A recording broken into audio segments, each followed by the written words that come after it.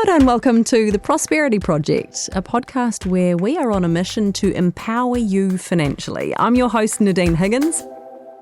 And if you are wondering who the heck I am to tell you anything about finances, well, I started out as a business journalist, and these days I'm a finance columnist, an investor, and a financial advisor and coach.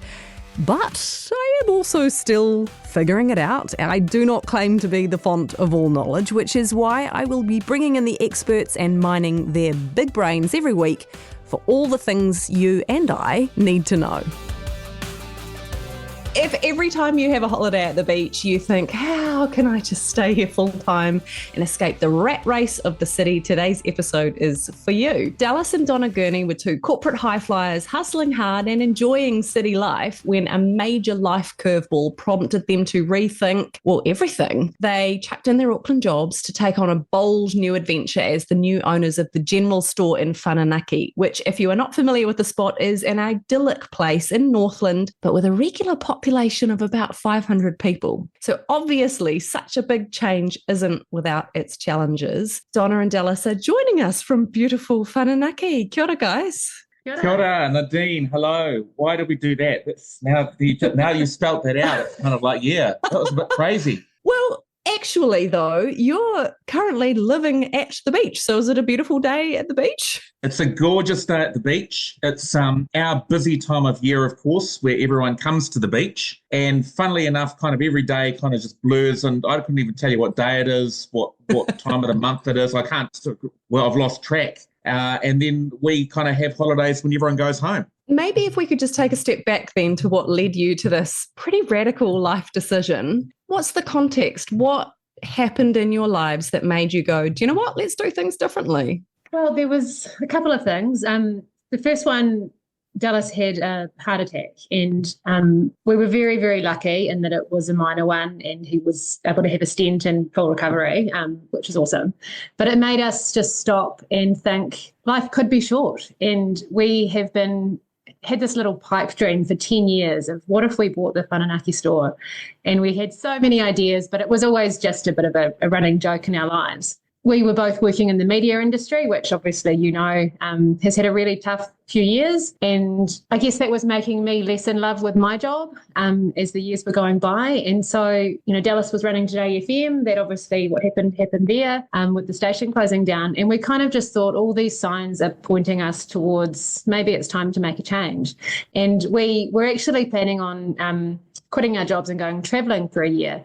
And we'd started planning and booking all of that, hadn't quit the jobs yet. And we were driving down to Taupo one weekend, and Dallas's brother called him and said, can you believe the Whananaki store is still on the market? And we just looked at each other and went, oh, this is our thing. It's our time. And that was how it started. Some historic context is this is where my family's from. So we're very lucky. I've kind of grown up in this place. It's very much my tūranga waiwai, and it's gotten bigger and bigger and bigger over the years, and more people have holiday homes here, so it's a kind of growing place. And so that kind of inspired us to kind of always dream about owning the shop. And then we thought, well, why not? In fact, it was Starship, the 1980s band Starship, that finally took us over the line, because we came and looked at the shop. This is a bit bizarre, and I had a bit of a tangent here, but we came and looked at the shop and went through it with a estate agent. And as we were driving back home to Auckland, we were it was going to be such a big upheaval in our lives. Actually, on that note, just for a bit more context, the shop needed a lot of renovation and love put into it. Yeah, we are not renovators. We've never renovated anything in our lives. I've never even picked up a paintbrush in my life. And so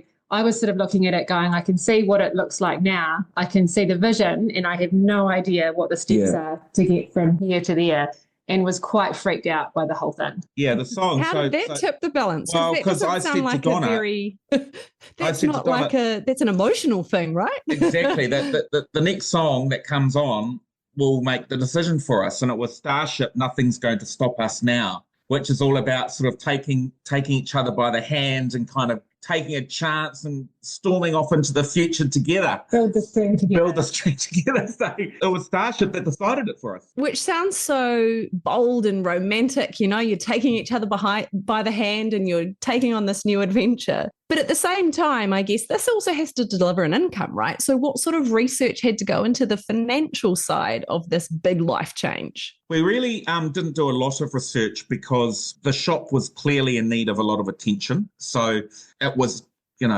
anyone walking into the shop would look, this place is underperforming no matter what. You just have to make a few changes and it's going to do better. So it was very hard to look at the numbers at that stage of what they were doing and go and extrapolate out from that what we could do. So there was actually had to be a lot of faith. And we were very lucky in that we were asset rich in that we had a house in Auckland and we sold it and were able to afford to buy the shop and the property that the shop is on, and also had a house in our own place in Whananaki. So, not everyone could do it. And I think that my advice to anyone thinking about doing something like this would be it costs more than you think.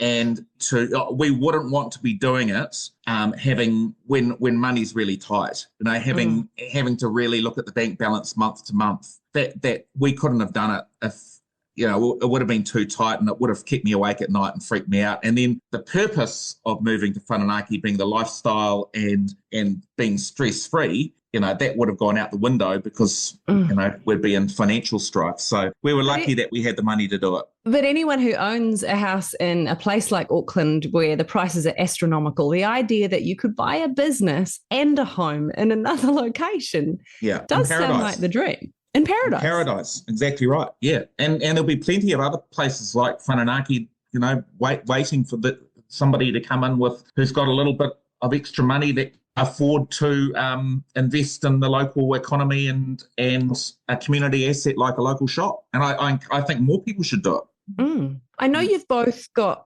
lots of senior business experience and, sales and staff management and all of that. But what about retail and groceries and coffee? Has it been a really steep learning curve? Zero experience. It's like high school. Yeah, and my dad was a grocer. But apart from that, zero experience, no personal. I worked on the checkouts at Pack and Save when I was 15. So very little experience. But I guess what we found is, we were very lucky that we had good staff. We've got 2 or 3 really good permanent staff who are with us all year round.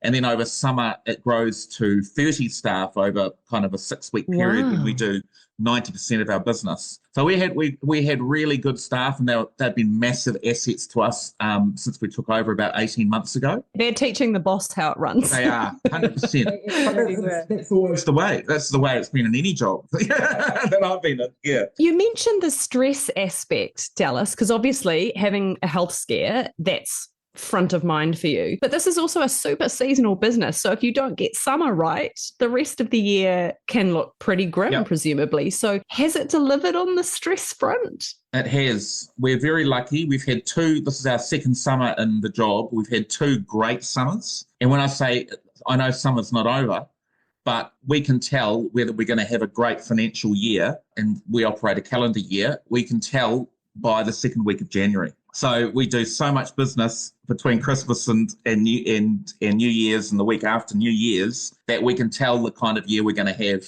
in those couple of weeks. So then, you've got a long time if you needed to trim the business, based on the revenue that you brought in. So it's not, while seasonal is challenging, the season for us is at the start of the year. So it's not as challenging as for example, a brewery who are doing all of this marketing and spending all of this money making beer through the year and then do 70% of their business in December, so that would be harder. So given it's so seasonal, does that mean you can just shut up the shop and go on holiday in the wintertime and go somewhere sunny or not? We don't shut up the shop. It stays open all year round, and there's enough local support to make that work. But our plan is that we go away on holiday, and like Dallas said, we've got amazing staff. And so we went to Europe for 6 weeks last year, and our 2 managers ran the shop for us amazingly. We still are very involved. We're still doing the finance side of things and paying the bills and that kind of thing from afar, but you can do that from anywhere. Your lives in Auckland, or what I knew of them, were quite different. You like going out. Obviously, there was the big jobs, but you like going out for dinner. Donna, I know you always had beautiful dresses and lovely handbags. So do you miss any of that? And what's the adjustment been to the beach, where I'm guessing there isn't a lot of call for nice handbags? It's true. My handbags are getting a little dusty. Look, the 2 things I really miss are my friends, really, really close friendships that I don't see enough of now, and the food. I really miss going to really good restaurants and the different flavours that comes with that, because there's not a huge amount of choice in Whangarei. So yeah, those are the 2 things. But everything else has been quite a revelation for me, that I don't need all of the designer dresses and designer handbags. I still wear them because I've got them and I'm not going to let them go to waste. But I haven't bought a Kate Sylvester dress in a year and a half, which makes me a bit sad because she's closing down now. But well, yeah, soon you won't have the opportunity, which is super sad.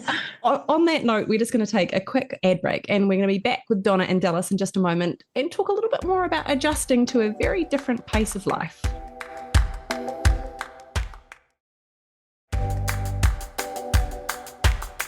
Welcome back to the Prosperity Project. We're talking to Donna and Dallas Gurney about their move from big city life to living in a tiny community and running the community shop. I'm really interested about the lifestyle change, but also about working together. That is right up the alley of some couples and not so much for others. How do you find it? And were you confident that you were going to find that it worked? We were, actually. It was never really something that we worried about going into it. And we work together as a team really, really well. We have semi-clearly defined parts of the business we look after, which makes it easier. So you're not sort of jumping on top of each other. But all of the big decisions we make together. And we are both quite happy to sometimes disagree. And because we care and we can be a bit passionate about it, sometimes that does get a little heated. But we always land in the right place eventually. And I think we both really enjoy that we challenge each other. Yeah. Harder to come home and complain about the boss or your co-worker when that is your spouse, though, right?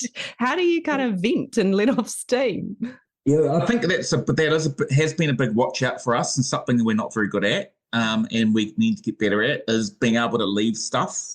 Because and there's so many small business owners out there that know this, but we're just learning it.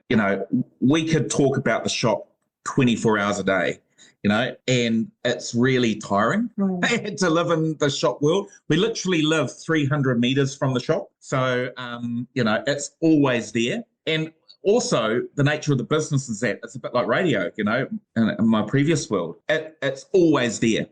It's always going on. It's relentless. Every day you're open, So actually having those boundaries we need to get better at, because they leak over into our personal lives just constantly at the moment. And also because we're making friends and we're somewhere new, and everything is new to us, and we're building new relationships and stuff like that. There's a vacuum of things to do. We're finding new hobbies, and as Donna mentioned, there's nowhere to go out for dinner here. So we literally have the only place you could go out for dinner at the shop. We fill that vacuum with this work talk and thinking and new ideas and stuff like that, which is great, but it's got to stop, because it becomes your whole life. Yeah. Speaking of relationships, what is your relationship like with the community? Because I guess some people would look at it as great. There's these new people breathing new life into our community, and others who are like, who are these pricks from the city?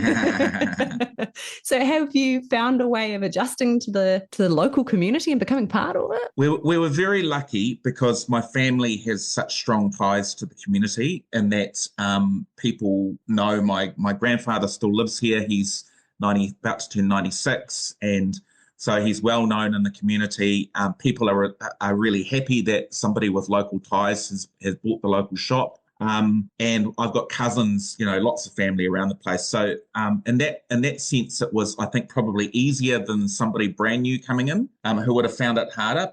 But by almost every measure, the most, for me anyway, exhilarating and exciting and special part of moving back to Whananaki has been finding out about the people here and getting to know the people here. And there's a whole community that I wouldn't have known. We were coming here regularly, and I never would have known that they existed. And there's a lot of poverty here, but more than that, there's a lot of absolutely beautiful people, and getting to know them has been a real standout, a real joy. This is what real New Zealand's like. Yes, this is like which you can lose touch with, right? 100%. Like Auckland, we were 20 something years in Auckland. Auckland is Auckland, and it's not real New Zealand. Real New Zealand is people coming into your shop and needing to buy tampons and not having any money, and or people dealing with intense families. All of this stuff when you run the shop, because it's everybody comes in and tells you about it. So it's a responsibility to have that relationship with people that they feel like that they can tell you things and let you know what's going on. All of what you've said has been so positive, but have you had moments where you've looked at each other and gone, what the hell have we done? Every day, including this morning. I think less so over time, but we've definitely had moments where we didn't know what to do. We couldn't see the next step forward. We were in renovation hell. Summer was coming at us. We didn't have enough staff. We had a big delivery coming and nowhere to put it, and the food was all going to go off. And we just looked at each other and went, what have we done? Let's just shut the shop, walk away and lose all our money. And did you have a backup plan? If you had decided this is not going to work, what have we done? You'd sold the house, you'd pulled pin on Auckland. Yeah. What would you have done? Or was it a case we just have to make it work? We had to make it work. And it was, we had a moment like that, and we sat there for 5 minutes, and then it's just like, come on, one foot in front of the other. First thing we're going to do is this, and then that. And then suddenly you're back into the train of it. And the moments always pass. That's one thing we've learned. We don't take them too seriously now when they do hit us. And I think too, you've got to look at the alternative, right? And the alternative for us coming from the media industry was a lot of, if we even had jobs, which, you can't count on in the media industry, never have been able to, but like the last year has shown that that's increasingly in doubt that you'll have a job. But even if we did, our whole lives would be cutting and pulling money out of budgets and frankly, making people redundant. And neither of us wanted to do that. We lose sleep. We had to do that for 20 years at various times, and you lose sleep. We want to be in control of our own destiny and to be able to be in a growth business again. And thankfully, Elon Musk, can't automate buying food. So it's nice to be back in a growth industry again. I mean, he probably does give you better internet connection in that part of the world. So we'll take from there. Actually, one thing I will say that surprised me, and this is not to have a go at big corporates, but both Donna and I spent, many, many years helping corporates, telcos, banks and the like, get their message out about how helpful they were with small business. They're not. They don't care. They really don't care. And we've found that, even with all of the background that we had, the banks weren't helpful, the telcos weren't helpful. You're a number on a page to them. And the businesses that have been great, the ones you can forge real partnerships with, are the businesses that are local and small business owners like you, and you help each other along. We've got a coffee guy that, literally was out here fixing a coffee machine on Boxing Day, Whereas, we had Spark, the phones went out on our third busiest day of the year. The internet dropped out and we couldn't do FPOS. And I was on the phone with them for 50 minutes. Before they even answered. And it's like, they don't give a crap about us. So it's all of that hype, that brand stuff that those big companies do. It's all rubbish. That's not true. Go for the small operators. They really care about you. You talked about the 300-metre commute, which to anyone who lives in any of the cities sounds dreamy. So I'm presuming you have a little bit more time on your hands to have a bit more balance in your lives, even though obviously you're chasing your tails at the moment. But how do you spend that time? Do you, have you got hobbies and pursuits that you're now able to spend time pursuing? I go kayaking. I've done a photography course. I'm a very avid reader, so I'm spending a lot more time with my books than I used to be able to. Dallas has joined the volunteer fire service, which has always been something he wanted to do. Yeah, it's nuts because they must let anybody in. Because even my doctor, when I went there, said, you've just had a heart attack. We'll give it a go, but maybe it's something you can aspire to in the future, which was a nice way of saying, yeah, right, mate. But they let me in. And I've loved it, I've absolutely loved it. So just worry about the impact on your heart when that siren goes off. Oh, that's right. That's right. Yeah. Well, hearts can get repaired very quickly, though. My heart hopefully has been repaired already. Look, it's early days, but you've obviously made the improvements that you had this vision that you could make in the business. Is it responding? Is it delivering you a decent living that enables this all to be sustainable? Yes, it is. Well, much more than the media industry anyway. Touche. No, it is.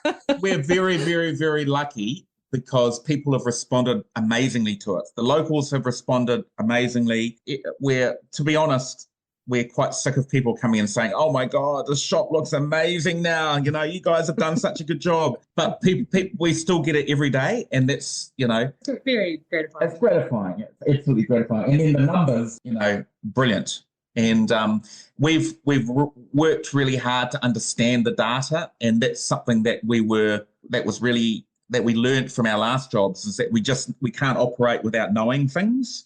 And so we've got some really good tech behind the scenes to help us. Every day we're doing the numbers just like we would be in corporate life. So that has been really helpful, that knowledge from the past, because we've been able to use it, and even though it's a small business in this situation too. I'm sure you must also hear from loads of people that are like, oh my gosh, why can't I do something like this? What's your advice? What do I need to know if I want to do what you've done? What would be your advice to someone like, I don't know, maybe me, who'd like to move to the beach? I think making sure that financially you're in the right position to do it would be the number one. Without that base, it will be too hard, and I think it would break you. Yeah. So that would be number one. Number two is the first couple of years are incredibly hard work. So it's not like, oh, we've moved to the beach, semi-retired. We've never worked harder in our lives than the last 18 months. And that's been by our choice, but we've wanted to understand every aspect of our business, every lever we can pull. And so we have that really deep knowledge now because we've been in it from the bottom up. We've been doing, making coffees, flipping hamburgers, on the counter, sweeping, emptying rubbish bins. We do everything from top to bottom. So, yeah, be prepared to work hard. But there are so many rewards that come with that. And from me, I would say do it. The thing I'm most proud of from the last couple of years is that we did it. We just didn't talk about it. And there are some amazing entrepreneurs out there that I find so inspiring, people like Murray Tom and the likes, who they have a good idea and then they just don't sit on it and think about it and they go, and then talk themselves out of it. What if I fail, or what if it doesn't, I don't get the numbers I think of, I've dreamt up, I've just imagined, that it should do these numbers. What if I don't do that? And so they talk themselves out of it. And I think do it, just do it, do it with your eyes open, but don't listen to the haters and the doubters. And, some people are just more conservative and this won't be their cup of tea. If you want, that lifestyle business balance, that lifestyle work balance, it's out there and you can do it too. But the key is taking that first step and just saying, why not? Yours is such an inspiring story, and I can't wait to come and visit the Whananaki General Store and tell you that thing you're hearing all the time about. I love what you've done with the place. Nadia, you're welcome anytime. Thank you. Thanks so much for joining us and sharing your story. Thanks, Nadine. Thank you. Thanks for listening to The Prosperity Project. You can follow this podcast on iHeartRadio or wherever you get your podcasts, and please do chuck us a rating or a review while you're there. For more personal finance and business content, head to nzherald.co.nz, and please do feel free to get in touch with your questions and your stories. nadine.higgins at nzme.co.nz.